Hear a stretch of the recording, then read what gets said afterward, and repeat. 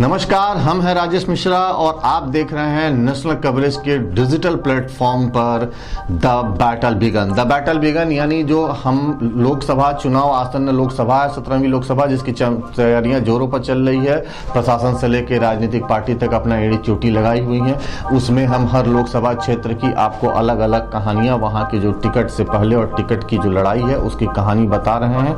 आज हम बात कर रहे हैं पूर्वी उत्तर प्रदेश में पूर्वांचल जिसे कहते हैं उनकी कुछ अहम सीटों पर, और उनके राजनीति की जो धुरी है उसमें एक जो अहम नाम है आजमगढ़ के पूर्व सांसद रमाकांत यादव के बारे में भी बात करेंगे और उनसे जुड़ी दो बड़ी खबरें आपको बताएंगे। यहाँ पर यही नहीं, यहाँ पर पूर्वांचल की जो आसपास की और कई प्रमुख सीटें हैं, जैसे आजमगढ़ सदर लोकसभा भी आप उसमें देख लीजिए, घोसी लोकसभा पड़ोस की सीट, और जिन कुछ जनपदों में अभी तक भाजपा ने अपने टिकट जो है वो घोषित नहीं किए हैं। तो रमाकांत यादव जिनके बारे में हम बता रहे थे, दो बड़ी खबर आपको बताने के लिए। तो सबसे पहली बात आज उनके बारे में ये जानिए कि रमाकांत यादव छद्म रूप से कांग्रेस के बैनर तले पड़ोस के जनपद गाजीपुर से भी चुनाव लड़ सकते हैं। ये संकेत कैसे मिल रहे हैं? आज हमारी जो बाबू सिंह कुशवाहा हैं, जन अधिकार पार्टी है, इनके मुखिया हैं, इनसे हमारी बात हुई, नेशनल कवरेज की बात हुई, तो उन्होंने कांग्रेस के साथ अपने गठबंधन के बारे में और पड़ोस के जनपद गाजीपुर सीट के बारे में भी बात किया। जब हमने उनसे पूछा बाबू सिंह कुशवाहा से कि जो गाजीपुर सीट है वो भी आपके इस गठबंधन में है क्या, बाबू सिंह कुशवाहा के कथानुसार कांग्रेस का जन अधिकार पार्टी के साथ 7 सीटों पर गठबंधन हुआ है, जिसमें से 2 सीट पर जन अधिकार पार्टी कांग्रेस के सिंबल पर चुनाव लड़ेगी, जबकि शेष 5 सीटों पर जन अधिकार पार्टी को जो भी सिंबल मिलेगा वो उस पर लड़ेगी। जब हमने उनसे गाजीपुर का नाम लिया तो वो एक बारगी थोड़े से चौंक गए ही कि हम गाजीपुर से क्या है, बिल्कुल है हमारे पास, कुछ इस टाइप से हड़बड़ाहट उनकी गाजीपुर सीट पर निकली। और जब हमने पूछा कि क्या गाजीपुर सीट से आजमगढ़ के पूर्व सांसद रमाकांत यादव आपकी पार्टी से चुनाव लड़ेंगे, तो कुछ देर के लिए वो ठिठक से गए, चुप हो गए और साफ साफ तो कुछ नहीं कहा। उन्होंने ये कहा कि बात को अपनी समाप्त किया, खत्म किया कि हम इसके बारे में आपको बाद में बताएंगे, लेकिन उनकी बातें बहुत कुछ कह जाती है। और क्या कह जाती है जरा सुनिए उनके इस ऑडियो क्लिप में। चुनाव में आपकी पार्टी से क्या चल रहा है, मतलब किसको कहां कहां लड़ाएंगे, कौन सी सीट सुन रहे हैं? कांग्रेस के साथ कुछ टाई अप चल रहा है क्या आपका? जन अधिकार पार्टी। जी जी जी, मैं उन्हीं का प्रचारक हूँ, उन्हीं के साथ में हूँ, मैं काम करता हूँ। तो जन अधिकार पार्टी का टाई अप तो हुआ है कांग्रेस के साथ, कांग्रेस पार्टी से। जी जी, 7 सीटें इनको मिली हैं जो कांग्रेस के सिंबल पे लड़ लेंगे, 5 अपने सिंबल पर। अच्छा, 7 में कितनी कांग्रेस के सिंबल पर लड़ी जाएगी? 2 लड़ लेंगे, 1 लड़ लेंगे, तो उसकी बात है। अच्छा अच्छा अच्छा, 2 तो है कि 2 सब लड़ लेंगे। अच्छा, ये गाजीपुर भी है आप लोगों के खाते में क्या सीट? हाँ, बात तो हुई थी, बताइए। नहीं, पूछ रहे हैं, जैसे गाजीपुर से मैंने ये हो रहा था सुनने में, एक बीच में खबर आई थी कि आपकी पार्टी से रमाकांत यादव जी चुनाव लड़ेंगे वहां से। नहीं बता पाएंगे, तो नहीं बता पाएंगे। तो गाजीपुर वाले पर नहीं कुछ बताएंगे कुशवाहा जी? कोई अभी उसका पर्दा नहीं खोलेंगे हैं? बाद में बात करते हैं। रमाकांत यादव के जो और उनके खास लोग हैं, समर्थक हैं, उनसे भी जब हमारी बात हुई तो उनका आज ये जो स्टेटस ये पता चला है कि वो लखनऊ गए हैं, सूबे की राजधानी में, और वहां से फिर वो दिल्ली भी जाएंगे। पार्टी भाजपा के राष्ट्रीय अध्यक्ष अमित शाह से भी उनसे मिलने का एक एजेंडा है, लेकिन अमित शाह मुझे खुद गुजरात के गांधीनगर से चुनाव लड़ रहे हैं, उनके पर्चा दाखिला के चलते इस मीटिंग को कुछ आगे पीछे किया गया था।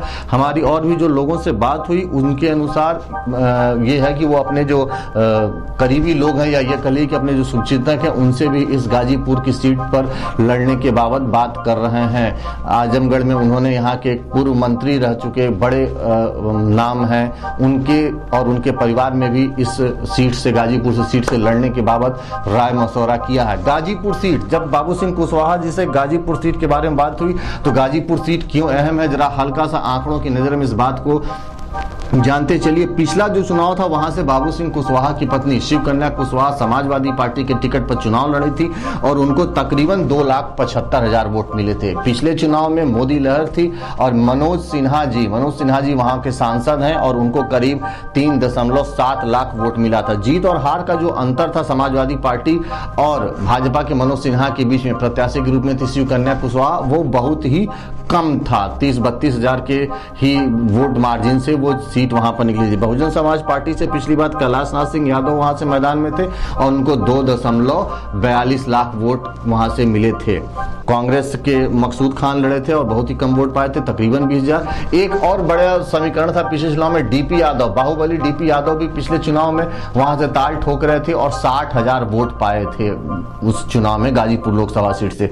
तो इस बार सपा बसपा का गठबंधन है और वहां पर बाहुबली मुख्तार अंसारी के भाई अफजाल मैदान में हैं। अगर सपा बसपा का वोट आप मिला दें तो ये करीबन 5 लाख के ऊपर जाता है, जो पिछली बार मनोज सिन्हा साहब को जो वोट मिला था उससे तकरीबन 2 लाख ज्यादा है। ऐसे में जन अधिकार पार्टी वहां से किसी मजबूत आदमी को चुनाव मैदान में उतार सकती है। गाजीपुर के एक वरिष्ठ कांग्रेस के नेता हैं, उनसे हमारी आज बात हुई। उन्होंने अपना नाम न बताने की शर्त पर बताया कि इस बात ये एक तरह से तय है कि जो गाजीपुर की सीट है वो कांग्रेस इस जो जन अधिकार पार्टी से जो उन्होंने गठबंधन किया उसके खाते में देगी, उसको देगी। अब देखना होगा कि बाबू सिंह कुशवाहा यहाँ से किसको लड़ाते हैं। क्या सही में रमाकांत यादव का उनकी पार्टी से बातचीत चल रही है, किस मुकाम तक पहुंचती है।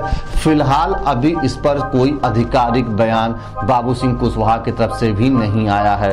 और दूसरी बड़ी खबर, एक जानिए रमाकांत यादव जी के बारे में। रमाकांत यादव मीडिया से बात करते हुए उन्होंने कल बहुत ही मुखर स्वर में कहा कि जब भी दलितों, पिछड़ों और वंचितों की बात आएगी तो रमाकांत यादव न योगी से डरते हैं, न मोदी से डरते हैं, यहाँ तक कि वो भगवान ब्रह्मा से भी नहीं डरते हैं। और जब मौका मिलेगा तो वो इन सब के खिलाफ बोल सकते हैं। तो एक तरह से पूर्व सांसद रमाकांत यादव के बिगड़े बोल वो खुलेआम अपने शीर्ष नेतृत्व को भी चैलेंज कर रहे हैं। और आपको यहाँ बताते चलें कि पिछले विधानसभा चुनाव के समय एक बार उन्होंने जो हमारे अभी निवर्तमान केंद्रीय गृह मंत्री हैं उनके खिलाफ भी मोर्चा खोला था और बाकायदा प्रेस कॉन्फ्रेंस करके उन पर आरोप लगाए थे। आइए जरा सुनिए इस उनकी बाइट में कि पूर्व सांसद रमाकांत यादव क्या कहते हैं। देखिए, जहां बैकवर्ड का मामला आएगा, दलित का मामला आएगा,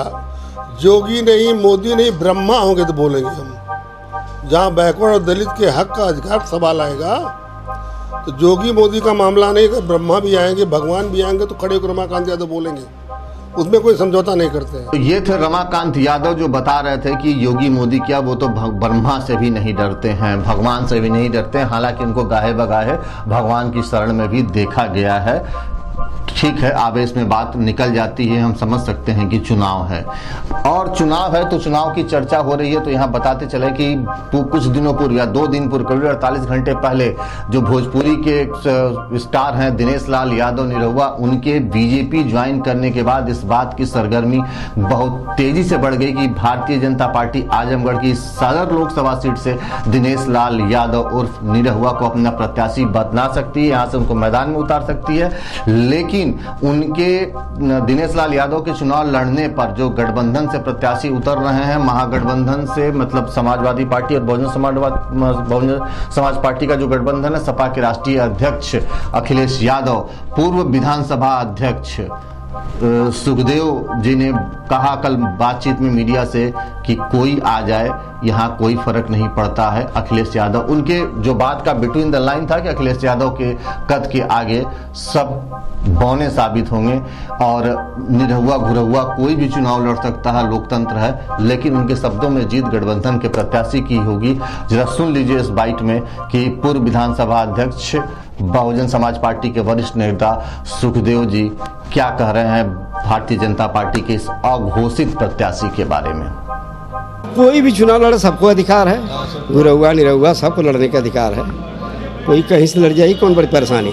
हमारे एक राष्ट्रीय अध्यक्ष समाजवादी पार्टी के गठबंधन के महान नेता अखिलेश यादव जी लड़ रहे हैं। उनके पास सच्चाई है कि कैंडिडेट नहीं है। अब ऐसे लोग खोजेंगे, ऐसे लोगों के बेचारों को क्या करें। उनके पास कोई पूरे प्रदेश में कैंडिडेट नहीं मिल पा रहा है। और जो इनके MP बने थे वो 70% लोगों को कह दिया तुम लोग नालायक हो, टिकट काट रहा हूँ। तो ये थे पूर्व विधानसभा अध्यक्ष सुखदेव साहब, जो बता रहे थे कि कोई भी लड़े यहाँ से, लेकिन जीत तो गठबंधन के प्रत्याशी की ही होगी।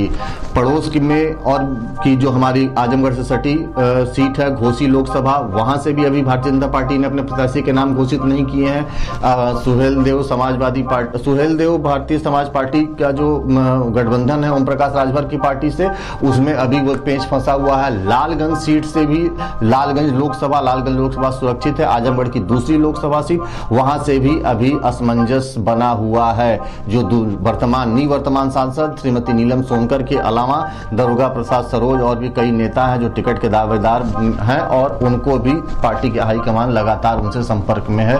इसी तरह से गाजीपुर की सीट पर वैसे तो वर्तमान में वहां पर सांसद हैं मनोज सिन्हा साहब। बाकी जो अब ये नया समीकरण बन रहा है कांग्रेस और जन अधिकार पार्टी का, ये क्या गुल खिलाएगा ये देखना होगा। लेकिन फिलहाल आजमगढ़ और गाजीपुर में कोई सुर्खियों में है इस समय, तो वो हैं पूर्व सांसद रमाकांत यादव, जिनके राजनीतिक कदम को लेके सब बेसब्री से इस बात का इंतजार कर रहे हैं, उनके समर्थक भी। और चूंकि आसपास के क्षेत्रों में उनकी राजनीतिक जो दखलंदाजी है वो थोड़ी ज्यादा है कि क्या उनका अगला कदम होगा।